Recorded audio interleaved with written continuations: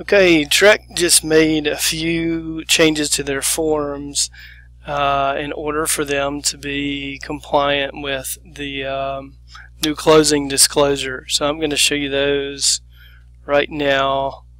They did change a little language right here. I don't think this is a huge deal. Really, it's just saying that these title expense rates are based on a predetermined, something with our Tennessee Department of Commerce and Insurance. So yes, that was changed. It's not a big deal. This one is a big deal though. So we've got 3 days now from the binding agreement date is the amount of time folks are going to have in order to move this up a little, in order to make their application for a loan and basically get some sort of pre-approval letter. So according to this new Consumer Protection Bureau business that they just passed, this credit report is all they can really pay for. They can't do the appraisal at that point in time, or can't pay for it at that point in time. So that was struck from this language. So, but within 14 days, so that's another change. So it's within less time. Buyer has to show that they have secured hazard insurance, their home insurance. So that's important. We really should be providing this on a notification form that I'll show you in a minute, as well as that the buyer has notified their lender of their intent to proceed. So that's some sort of proof that they have told their lender to go ahead, and that at that time, by that 14th day, they have ordered the appraisal. And they struck a bunch of other language here that you can kind of see.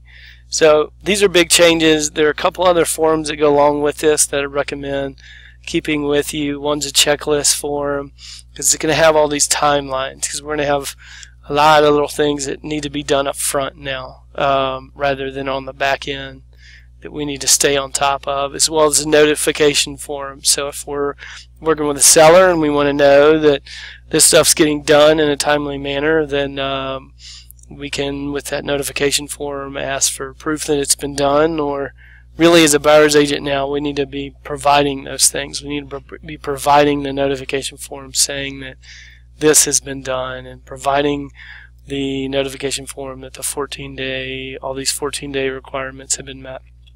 To keep more in line with the law, instead of earnest money, it's going to say trust money down here. So that's going to be changed all over the place, all over these forms, and it's not a big deal. It really means the same thing, except the law refers to it as trust.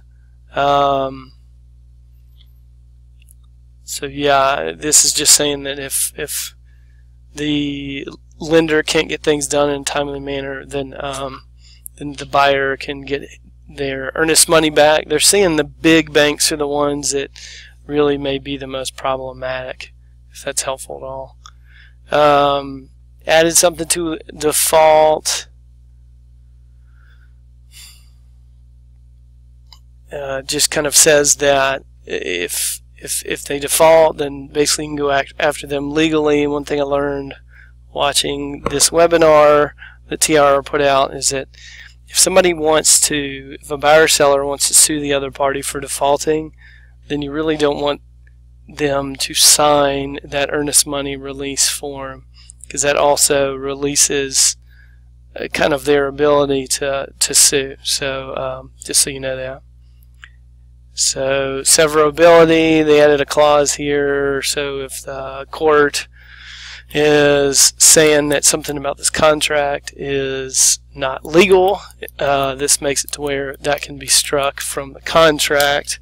And the sentence that they have left there makes it so if someone, oh, excuse me, I'm reading the wrong thing. If that allows the court to rewrite the contract, so it kind of allows the judge to rewrite the contract without throwing the whole thing out. There is a sinkhole disclosure, so beware of that. Hopefully we aren't selling sinkhole properties. they're going to be asked for a lot more information. Our address, firm, license number, all our license number, homeowners association phone number. So we need to start getting all this stuff ahead of time so that we can be sure that our lenders can get these fees. So the notifications, obviously they change earnest money to trust money a couple times. Let's see, a lot of these are to make demands that basically asking for proof that we're keeping within our 3-day timelines. So you may want to become pretty familiar with this. There's proof of the hazard insurance. You notify the lender of an intent to proceed. This is demanding hazard insurance. And let's see. Yeah, and basically just all these are saying that you have made, that your buyer has made application for what he's needs to make application for, and providing proof of that. So I'm going to keep going down here. I think this will be a really helpful form, the purchase and sale agreement timeline checklist.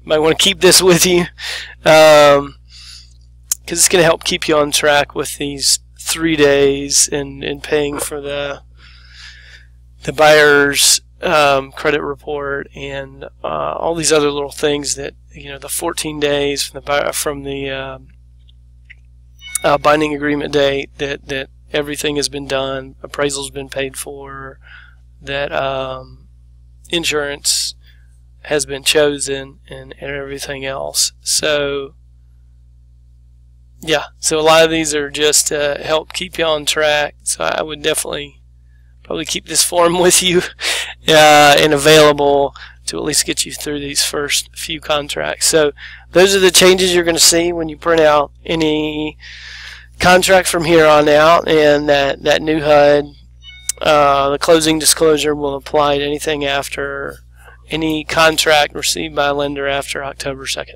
So I hope that helps.